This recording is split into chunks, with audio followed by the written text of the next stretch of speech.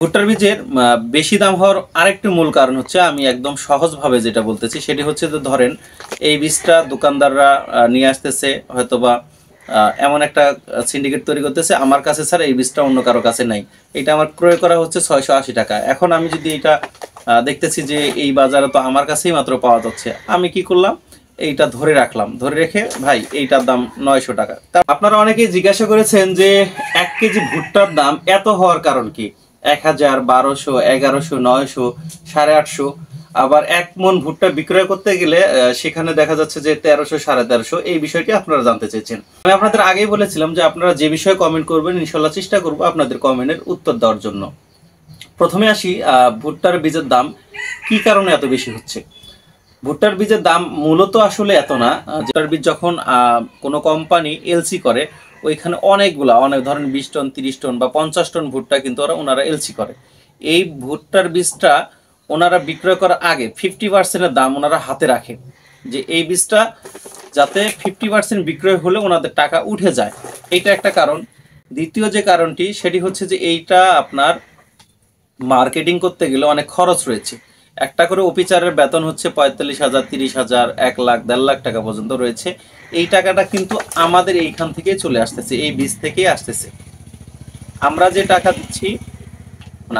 টাকা দিচ্ছি এইখান থেকে কিন্তু এই টাকাটা আসতেছে। তাহলে এইটার উপর দেখেন কতগুলা মানুষের জীবিকা নির্ভর করতেছে। প্রথম হচ্ছে আপনার যে কোম্পানি এলসি করতেছে তার তো অবশ্যই তার কিছু মুনাফার দরকার রয়েছে। এরপরে হচ্ছে ডলার সংকট ছিল, এরপরে হচ্ছে মার্কেটিং এর খরচ, এরপরে হচ্ছে এই যে আমরা বিক্রয় করতে করতে দেখা যাচ্ছে যে 3/2 অংশ বিক্রয় করলাম আর 1 অংশ বিক্রয় হচ্ছে না। সেক্ষেত্রে এই বীজটা কি গত বছরের জন্য কিন্তু এটা ওনারা দেবে না, তাহলে এই বীজটা ওনাদের কাছে পড়ে থাকবে বা নষ্ট হয়ে যাবে। সেক্ষেত্রে ওইটার দাম ওনারা আগে একটা কি করে নেয়, হিসাব করে নেয়। দিন শেষে যদি সবগুলা ফুরিয়ে যায় তাহলে ওনারা বেশি লাভবান হচ্ছে। আর যদি দেখা যাচ্ছে 3/2 অংশ বিক্রি হয় তা ওনাদের কি হচ্ছে, চালান উঠতেছে। দিন শেষে কৃষকদের উপরে আপনার এই জুলুমটা চেপে দেওয়া হচ্ছে। আসলে মূল যে কারণটা হচ্ছে এইটার মার্কেটিং খরচ, ওনাদের মুনাফা, সিন্ডিকেট এবং ভারতের সাথে আপনার সম্পর্ক দূরত্ব, আর ডলারের সংকট, সর্বোপরি এই এই কারণগুলোর কারণে আসলে ভুট্টার দামটা বেশি নিচ্ছে। আর এখন ভুট্টার দাম কম হওয়ার পেছনে কারণ হচ্ছে এইটা তো ওনাদের ইচ্ছা করলেই, যদি যে কজন ব্যবসায়ী রয়েছেন ওনারা ইচ্ছা করলে, যদি মনে করে যে ওনারা সমিতি রয়েছে ব্যবসায়ীদের, ওনারা যদি একটা নির্দিষ্ট রেট করে দেয় যে এই রেটে আমরা মন চাইলে কিনলাম, না চাইলে নাই, তাহলে কিন্তু ওনাদের কি নাই, সমস্যা নাই। আপনারা দিচ্ছেন না, এলসি করে বাইরে থেকে আনবে, সিন্ডিকেট করে বাইরে থেকে নিয়ে আসতেছে। আর ভুট্টার বীজ আপনারা কৃষকরা চাইলেও কিন্তু কি করতে পারি না, বাইরে থেকে আনতে পারি না। আর ভুট্টার বীজের বেশি দাম হওয়ার আরেকটি মূল কারণ হচ্ছে, আমি একদম সহজভাবে যেটা বলতেছি সেটি হচ্ছে যে ধরেন এই বীজটা দোকানদাররা নিয়ে আসতেছে, হয়তোবা এমন একটা সিন্ডিকেট তৈরি করতেছে আমার কাছে স্যার এই বীজটা অন্য কারো কাছে নাই, এটা আমার ক্রয় করা হচ্ছে 680 টাকা। এখন আমি যদি এটা দেখতেছি যে এই বাজারে তো আমার কাছেই মাত্র পাওয়া যাচ্ছে, আমি কি করলাম, এইটা ধরে রাখলাম, ধরে রেখে ভাই এইটার দাম 900 টাকা। কারণ আমি জানতেছি যে এই এলাকায় আমার কাছে ছাড়া আর কারো কাছে এই বীজটা নাই। তাহলে কৃষকরা কি করবে, এখন পছন্দ তো এইটাই, যেহেতু পছন্দ এইটাই, আপনি তো এইটাই বপন করবেন। আর দ্বিতীয় কারণ হচ্ছে বেশি দাম চাইলে অনেক কৃষকরা মনে করে যে এইটার দাম যেহেতু বেশি চাচ্ছে তার মানে এইটাই ভালো। এইটার কারণে কি হচ্ছে, এটার প্রতি আরো ঝুঁকে যাচ্ছে। এই যে পাইনর 55 বা 33-55 যে দাম বেশি হওয়ার মূল কারণ হচ্ছে আপনাদের উপর।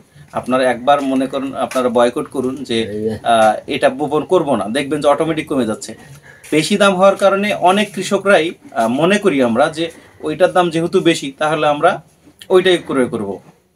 এই যে একটা ভুল ধারণা, দোকানদাররাও একটা কি পাচ্ছে যে বাপরে বাপ, না 900 টাকা চাচ্ছে তাও নিচ্ছে 950, হইলে হয় না হলে নাই, 950 তো নিচ্ছে। পরের দিন আবার ঘুম থেকে উঠে তাহলে 1100, তাও নিচ্ছেন আপনারা। এই যে আপনারা দিচ্ছেন টাকাটা, এটাই হচ্ছে মূল কারণ। আপনাদের কারণেই ভুট্টার বীজের দাম বৃদ্ধি পাচ্ছে। আর ভুট্টার দাম যে আপনারা যেটা বিক্রয় করছে কম হওয়ার মূল কারণ কি, ওই যে ওনারা সমিতি করে রাখছে, ওনারা মন চাচ্ছে যে আজকে আমরা 1300-র বেশি নিব না।